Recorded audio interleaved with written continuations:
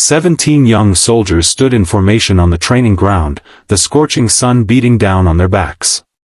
Sweat dripped, boots pounded, and the air was thick with the smell of dust and iron discipline. Among them stood a man who didn't quite fit in.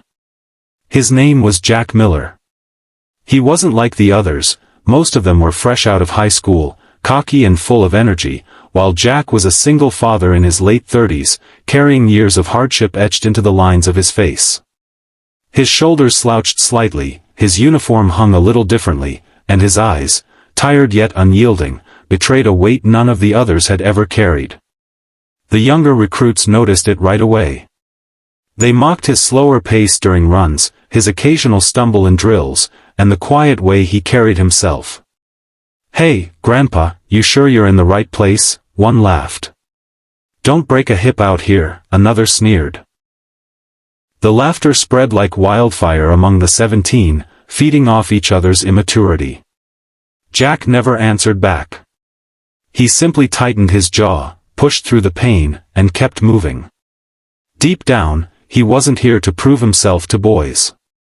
He was here because of his daughter, his little girl who looked up at him every night and said, "Daddy, you're my hero." Jack hadn't told anyone that his late wife had passed away 2 years earlier, leaving him to raise their child alone. The bills had piled up, and he'd taken whatever work he could find. When the opportunity came to re-enlist in the military, despite his age, he saw it as a chance to give his daughter stability and a future.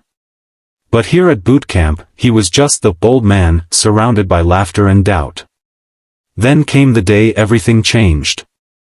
During an intense drill, the recruits were ordered to strip down to their training shirts under the blazing sun. Jack removed his outer jacket, revealing a tattoo across his upper arm and shoulder. An intricate design that stopped the female commander, Captain Elena Ramirez, in her tracks.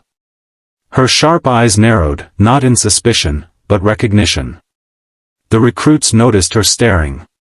"What's so special about Grandpa's tattoo?" one muttered, smirking. But the commander silenced them with a single glance. She stepped forward, her voice cutting through the silence. "Private Miller, that tattoo. Where did you earn it?" Jack hesitated. He didn't like talking about his past, but he stood tall and answered, "Ma'am, that was from my last deployment. Fallujah. My unit, we didn't all make it back." The commander's expression softened with respect. She took a step closer and said, "I know that insignia. Only one unit carried it, the 2nd Battalion, 7th Marines. I served alongside them once. That was one of the toughest deployments in Iraq." The young recruits fell silent. The laughter drained from their faces as the weight of Jack's history settled on their shoulders.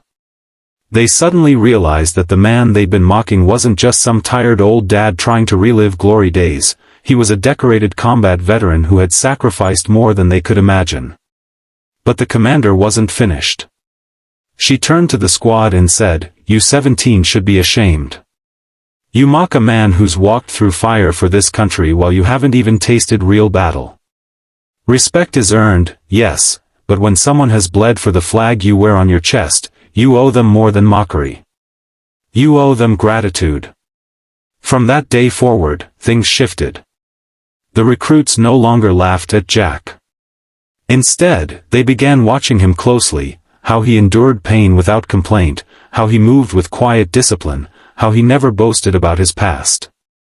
Slowly, some even started coming to him for advice. Jack, though reserved, began sharing small lessons: how to lace boots to avoid blisters, how to control breathing during long runs, how to stay calm when exhaustion threatened to overwhelm. One night in the barracks, a young recruit asked him why he'd come back at his age. Jack didn't talk about medals or pride.